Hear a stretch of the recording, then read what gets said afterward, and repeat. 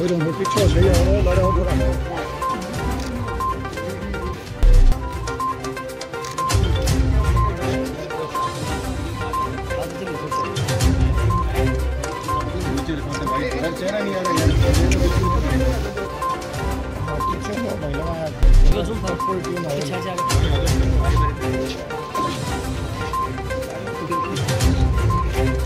देखो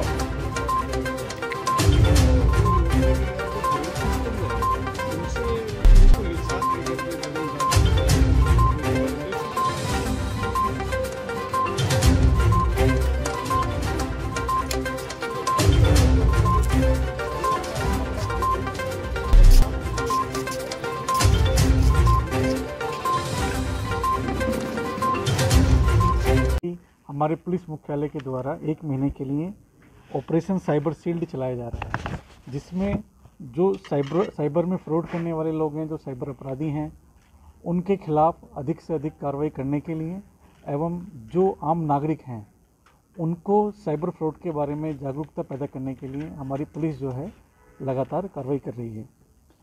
इसी सब के तहत हमारी पुलिस को, डीएसटी टीम को और हमारी जो जेएनवीसी थाना पुलिस है उनको एक आसूचना प्राप्त हुई कि कुछ लोग हैं जो किराए पे जेएनवीसी एरिया में रह रहे हैं और वो किसी तरह के साइबर फ्रॉड की चीज़ों में सम्मिलित हैं, किसी तरह का साइबर फ्रॉड का एक गैंग चला रहे हैं।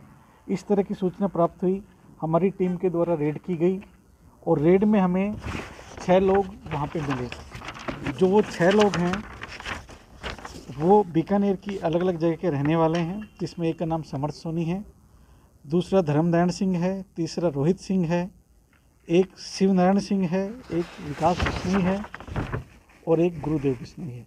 कुल 6 लोग हमने वहाँ से हम लोगों ने 6 लोग मिले और 6 लोगों को अरेस्ट किया। इनका जो है कि ये लोग जो 6 के 6 लोग हैं जो एक गैंग चलाते हैं, इसमें ये लोग जो भोले भाले लोग हैं उनके नाम पर उनके डॉक्यूमेंट लेके और उनके नाम पर खाते खुलवाते हैं।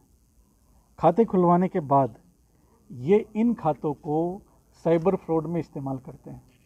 इनके ऊपर के भी कुछ लोग हैं जो हम लोग अभी आइडेंटिफाई करने की कोशिश कर रहे हैं।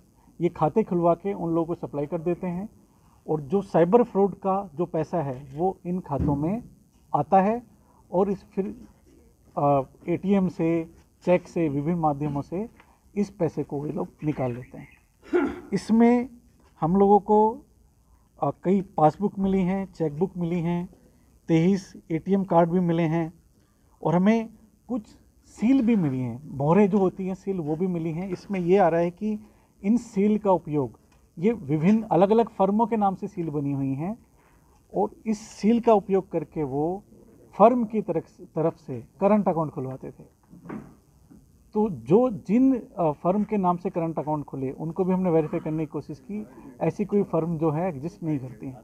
तो कुल मिला के इन्होंने फर्जी सीलें भी बना के, फर्जी मोहरें भी बना के और कई करंट अकाउंट भी ऐसे खुलवाए जिसमें कि ये साइबर फ्रॉड का जो पैसा है उसको प्राप्त करते थे और फिर उसको विड्रॉ करके लोगों को हानि पहुँचा रहे थे। इस तरह के लगभग 75 खातों की अब तक हमारे पास डिटेल आई है, जिनके बारे में जो साइबर हेल्पलाइन है 1930 उसके माध्यम से शिकायत दर्ज हुई रखी है ऑलरेडी। जो 1930 आपको पता होगा, जब भी किसी के साथ में साइबर फ्रॉड होता है तो वो व्यक्ति उस पर कंप्लेन करके, फ़ोन करके अपनी कंप्लेन दर्ज करा सकता है कि साहब मेरे साथ में इतने पैसों का फ्रॉड हुआ है। तो इन जब हमने कंप्लेन को देखा तो लगभग ये जो खाते हैं लगभग 51 करोड़ रुपए के फ्रॉड में यूज में लिए गए हैं। तो अभी इन सब खातों को हम लोग चेक कर रहे हैं, वेरीफाई कर रहे हैं। इसमें संभावना ये भी है कि ये जो गिरोह है ये कुछ बैंक वाले लोगों को साथ मिलके और इस तरह के खाते खुलवाते हैं। तो इसमें भी हम पूरी डिटेल इन्वेस्टिगेशन आगे करेंगे। तो खाते खुलवाना तो बहुत ही टेढ़ा काम है, उसमें तो सब कुछ चाहिए आपके, उसका कुछ आधार कार्ड है या पैन कार्ड हो चाहिए। हाँ, मैं वही कह रहा हूँ ना, जैसे भोले भाले लोग हैं या जिनको बहुत ज़्यादा जानकारी नहीं है, उनसे उनके आधार कार्ड वगैरह, बाकी डॉक्यूमेंट वगैरह ले लेना और उनके आधार पे फिर खाता खुलवा लेना। और जो उस खाते के जितने भी अकाउंट से रिलेटेड पासवर्ड हैं या एटीएम वगैरह हैं, उसकी चेक बुक वगैरह हैं, वो सब चीज़ें लेके और अपने ऊपर वाले लोगों को दे देना, और वो फिर उनका उपयोग साइबर फ्रॉड का जो पैसा है उसको प्राप्त करने में करते थे। कैसे कैसे कौन सा फ्रॉड कैसे करते हैं, क्या किस तरह का साइबर फ्रॉड करते हैं ये? साइबर फ्रॉड वही है कि अभी इसमें तो डिटेल में तो हम इसकी इन्वेस्टिगेशन करेंगे, लेकिन साइबर फ्रॉड में किसी भी तरीके से, चाहे वो OTP वाला हो या और भी तरीका हो, इसमें अभी जो 1930 पे जितनी भी कंप्लेंट्स हैं हम एक एक करके उसका एनालिसिस करेंगे, उसमें उनका पूरा तरीका साइबर फ्रॉड किस तरह से करके और उन पैसे को प्राप्त किया था वो हम उसमें निकालेंगे। बैंक का कोई सर्च है, कोई जानकारी मिली, इन्होंने इस चीज़ की ट्रेनिंग कहाँ से की, जिन लोगों को आपने 6 लोगों को गिरफ्तार किया, कुछ पता? ये हम अभी इनसे इन्वेस्टिगेशन कर रहे हैं, हो सकता है कुछ बैंक वाले लोगों की भी इसमें संलिप्तता प्राप्त है।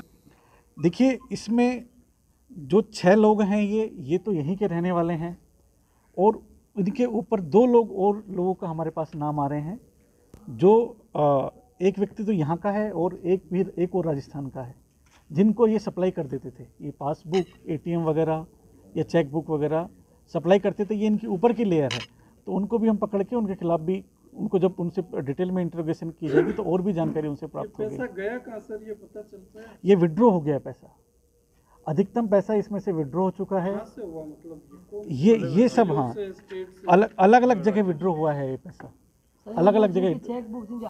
ये भी चीज़ें आई हैं कि किसी को 5,000 रुपये लेके, किसी को 10,000 रुपये देके और उनके डॉक्यूमेंट प्राप्त करके और उनके नाम से खाता खोल के फिर इन खातों का दुरुपयोग हुआ। सर, ये वाली ऐसा काम बुकी यहाँ पे कर रहे हैं, शहर के जो सटोरी हैं वो, जैसे कुछ लोग हैं बच्चों के, उनके जैसे कम एज के युवा हैं, उनके डॉक्यूमेंट लेते हैं, उनका अकाउंट खुलवाते हैं, फिर उनमें से वो ट्रांजैक्शन करते हैं और उस ट्रांजैक्शन के एवज में उनको कुछ पैसा दे रहे हैं। कहीं वो वैसी चीजें तो नहीं है इसमें?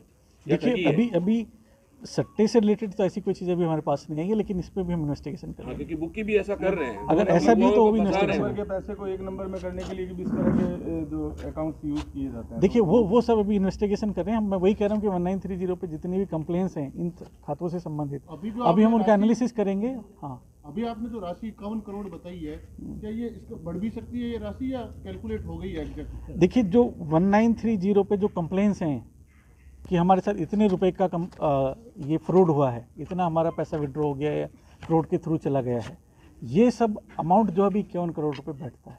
तो हो सकता है हमें, हाँ, हो सकता है हमें और भी कुछ खाते निकल के आए सामने, उनके बारे में बढ़ भी सकती है राशि, बढ़ भी सकती है।